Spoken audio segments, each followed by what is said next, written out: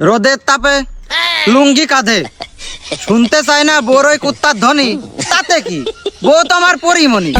টিকটকে যায় না গরমের জ্বালায় ঢুকা, আরে টিকটকে ঢুকলেই দেখি সমালোচনা। যারা পারে না এখন খাটে এই গরমের ভিতর তারাই পড়ে আছে মাঠে। তো যাই হোক, এসব অশালীন বাক্য এখানেই পড়ে থাক। চলুন এবার শুরু করা যাক। তো সুপ্রিয় দর্শক শ্রোতা, চলুন দেখে আসি কি অবস্থা।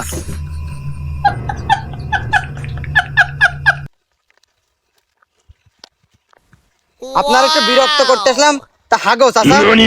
তোমাদের মতো তো জেনারেশনে ওইসব কাজ কাম করে বেড়াও, বাড়িতে ওইসব কাজ কাম কোনোদিন করো না। জেনারেশনে মানুষের বাগান চুগান গন্ধ বানায় বেড়াও, আর এদিকে ওই কাম আমি করবো কোনে?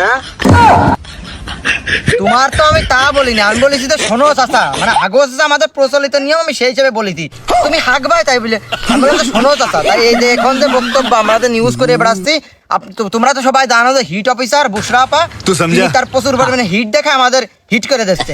কিন্তু আপনারা চাচারা তো জীবনে ফোন টোন চালান না। ফোন কি আছে চাচা? ফোন নেই। এখন ওই আপনারা তো যেই টিকটক সব যা শোনা যাচ্ছে যে এই হিটির ভিতরে গরমের ভিতরে আপনারা খাটে পারেন না, তাই মাঠে এসে খেলা করতে চাষাবাদ করছে। এখন কথা যে খাটে তো ঘামে একরকম, কিন্তু এইখানে যেটা ঘামছে আপনার, কেন আপনারা ওইখানে না গিয়ে এখানে এসে এটা সব শেষে এই যে মাঠ, এই রোদের ভিতর তুমি এখন কি করতেছো? সানি লিওনের ভিডিও দেখতেছি, এই জায়গা প্রচুর কান্নাকাটি হচ্ছে। কারণ কি বাপু? তুমি এই ফলে কথা শুনবা না, দাঁড়াও তোমার মজা দেখাচ্ছে। আমি ওই পাশে পিসাব করার নাম করে দাঁড়াও, তোমার দেখাচ্ছে। এখন হলো আমরা যেই বক্তব্য দিতে আসছি সেটা হলো আপনি বাড়ি চলে যাবেন, বাড়ি গিয়ে ঘুমাবেন, চাকরির সাথে একসাথে কোলাকুলি করে থাকবেন। এই হলো আমার শেষ বক্তব্য।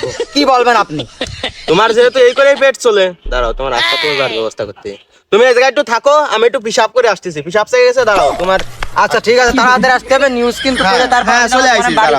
তো সুপ্রিয় দর্শক শ্রোতা, এটা হচ্ছে নাকি দুঃখ মানে দর্শক শ্রোতা, চাচাকে ধরেছিলাম, তাকে মাইনকে সিপাই ফেলে দিয়েছিলাম। তিনি বলে সানি লিওনের অভিনয় দেখে প্রচুর বলে কান্নাকাটি হয়।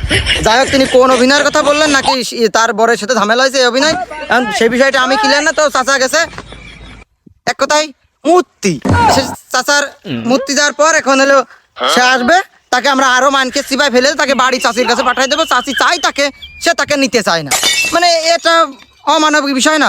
তো চাচা আসলে আমরা তাকে আপনারা বিভিন্নভাবে আপনারা সবাই মিলে হ্যারাসমেন্ট যেভাবে করা যায় চাচির কোলের ভিতরে একবারে ঢুকাই দেবো। হ্যাঁ, তো দেখতেছি আমার সাওয়ালের কাছে ফোন করেন।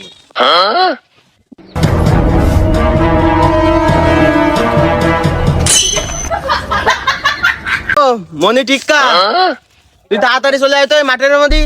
আর এক সাংবাদিক আসে খুশানি নিয়ে খালি গালের মধ্যে ঢুয়ে যাচ্ছে। ওর মারে খালা আম্মা বলতে হবে, তাড়াতাড়ি চলে আয় তো তুই। হ্যাঁ তাড়াতাড়ি আয়। আলপনা বয়সের সখিনা সেরি দূর কোন সময় ফোন দিল রে? আরে এদি আব্বাস ভাই নেই। হ্যালো, কে আছে? আমার গালের ভিতরে আত্মা দিয়ে যাচ্ছে, পিছন থেকে যেতে পারলেই তো পাইতো। আচ্ছা দাঁড়াও, আমি চলে আসছি, দাঁড়াও চলে আসছি।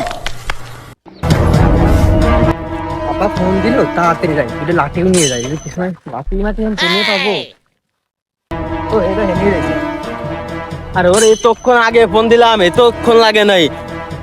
সাংবাদিক ওরে তো না মারতালে তো আমার ভালো লাগতেছে না। ওর রাখার খোঁজ নেই, ওর আবার ফোন দেবো নেই। আর একটু দেন, আমারও লেট হয়ে যাচ্ছে। আব্বা যাতে গেলে তাড়াতাড়ি ফেলে। এই যে আব্বা চলে আসি, কে আছে কাউ? চল ওই সাংবাদিক আমার গালের মধ্যে খুশানি চালাই দেয়, ওর আজকে ঢুকে দেয়। বুঝলাম না, চাচা সে মূর্তি গেলে তখন নাকি আবার সেই সানি লিওনের সেই কান্নাকাটির অভিনয় দেখতে? ওই যে চাচা মনে হচ্ছে, চাচা ছেলেরা আনতেছে, চাচা ছেলেরা মানে শিক্ষা দিচ্ছে, আমরা জনসচেতনতা করে তুলবো। চাচার কি চাচার হাতে মনে হচ্ছে আবার লাঠিতে মনে হচ্ছে সাপ মারবে, কিন্তু আশেপাশে কোনো সাপ নাই। এই ঘটনা মনে হচ্ছে উল্টে গেছে।